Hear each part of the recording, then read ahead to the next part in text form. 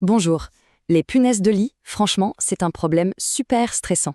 Mais le meilleur remède contre le stress, c'est d'avoir un plan d'action qui soit clair et précis. Et c'est justement ce qu'on va bâtir ensemble aujourd'hui, pas à pas. Et oui, c'est souvent comme ça que tout commence. On se réveille un matin avec ces piqûres un peu étranges qui grattent et on ne comprend pas d'où ça vient. C'est vraiment le tout premier signal d'alarme, celui qu'il ne faut surtout pas laisser passer. Alors tout de suite, mettons les choses au clair sur un point essentiel. C'est une idée reçue qui a la vie dure. Mais non, la présence de punaises de lit n'a absolument rien à voir avec un manque d'hygiène. N'importe quel logement, que ce soit un palace ou un petit studio, peut être touché. Il faut vraiment se sortir ça de la tête. La bonne nouvelle, c'est qu'on ne reste pas sans rien faire. Il y a une méthode, un plan d'action super rigoureux pour s'en sortir. Alors on va voir ensemble ce plan en 5 étapes pour reprendre le contrôle de la situation et surtout retrouver sa tranquillité. Ok, première étape, et c'est la base de tout, l'identification. Avant de partir en guerre, il faut être sûr de son ennemi. Est-ce que ce sont bien des punaises de lit? C'est crucial pour ne pas se lancer dans la mauvaise bataille.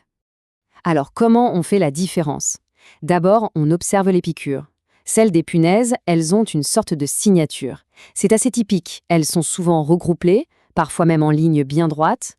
Et surtout, grosse différence avec un moustique, la piqûre en elle-même, on ne la sent pas la nuit. C'est seulement au réveil que ça commence à démanger. Mais les piqûres, ce n'est pas tout. Il va falloir jouer un peu les détectives. Qu'est-ce qu'on cherche? De tout petits points noirs sur la literie, le matelas, ça, ce sont leurs déjections.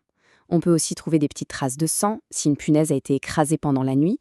Et bien sûr, si on a de la chance ou de la malchance, ça dépend comment on voit les choses, on peut voir l'insecte lui-même. Il est tout petit, brun, ovale, à peu près la taille d'un pépin de pomme. Et il adore se cacher dans les coutures du matelas, le sommier, les plinthes, bref, tous les petits recoins sombres près du lit.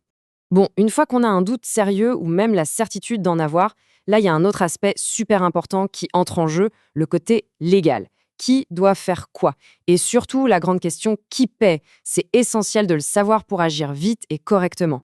Et pour avoir cette certitude, justement, l'œil humain, même celui d'un expert, a ses limites. Mais il y a une arme secrète, le flair d'un chien renifleur. Et là, les chiffres parlent d'eux-mêmes, c'est assez bluffant. On passe de 30% de fiabilité pour un humain à 95% pour le chien. C'est plus de 3 fois plus efficace. C'est vraiment l'outil de diagnostic le plus impartial et le plus performant. D'ailleurs, la loi française est devenue très claire là-dessus. Depuis la loi Elan de 2018, c'est écrit noir sur blanc, un logement doit être exempt de toute infestation d'espèces nuisibles et parasites. C'est donc une obligation légale pour le propriétaire de fournir un logement sain. Et ça nous amène directement à la question. Celle qui fâche, qui peut créer pas mal de tensions. Mais alors, qui doit sortir le portefeuille pour payer le traitement? La réponse, en principe, est simple, le propriétaire.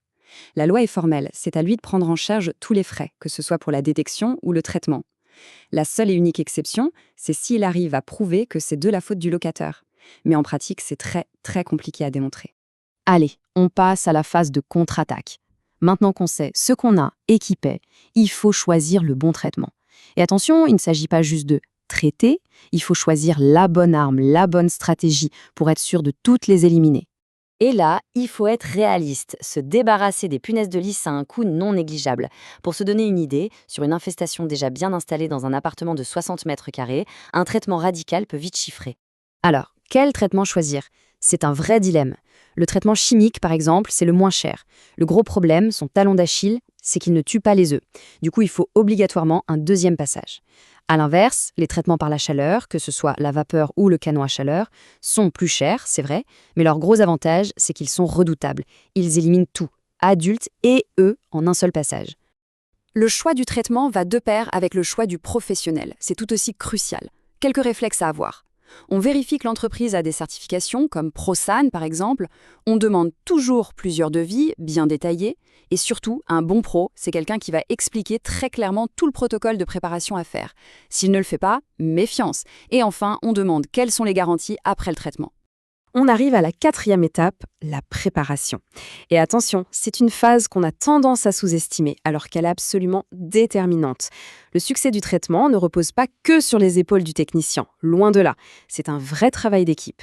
Cette phrase, elle résume parfaitement la situation. On peut avoir le meilleur expert du monde, avec le meilleur produit. Si la préparation du logement est mal faite, le traitement risque de ne servir à rien. L'implication de la personne qui vit dans le logement, c'est vraiment la clé du succès. Alors concrètement, ce protocole, c'est quoi? 1. Isoler. On prend tout le linge et on le met dans des sacs poubelles bien fermés. 2. Dégager. On décale tous les meubles des murs d'au moins 15 cm. 3. Vider. On vide entièrement les placards, les tiroirs, tout doit être accessible. Et 4. Aspirer. On passe l'aspirateur absolument partout. Et, point super important, une fois que c'est fait, on jette le sac de l'aspirateur immédiatement dans une poubelle à l'extérieur. Et maintenant, attention, voici le point peut-être le plus difficile à accepter, le plus contre-intuitif, mais il est crucial. Après un traitement chimique, il faut continuer à dormir sur place. Pourquoi? Parce que la présence humaine, la chaleur du corps, vont attirer les punaises qui auraient survécu. En sortant de leur cachette, elles vont entrer en contact avec l'insecticide. C'est un peu désagréable à imaginer, mais il faut servir en quelque sorte d'appât final. Voilà, le traitement est fait, les signes d'infestation ont disparu.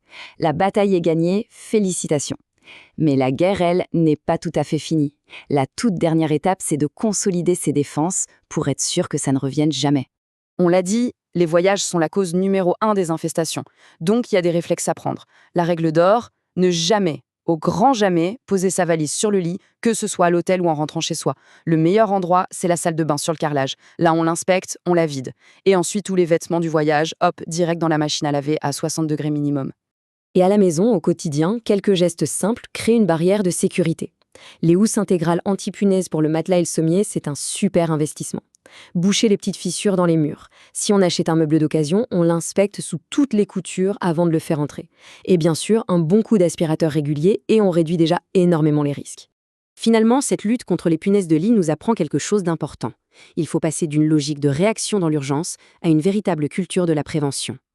L'objectif n'est plus seulement d'exterminer, c'est de rester vigilant pour ne plus jamais avoir à mener ce combat. La sérénité est à ce prix.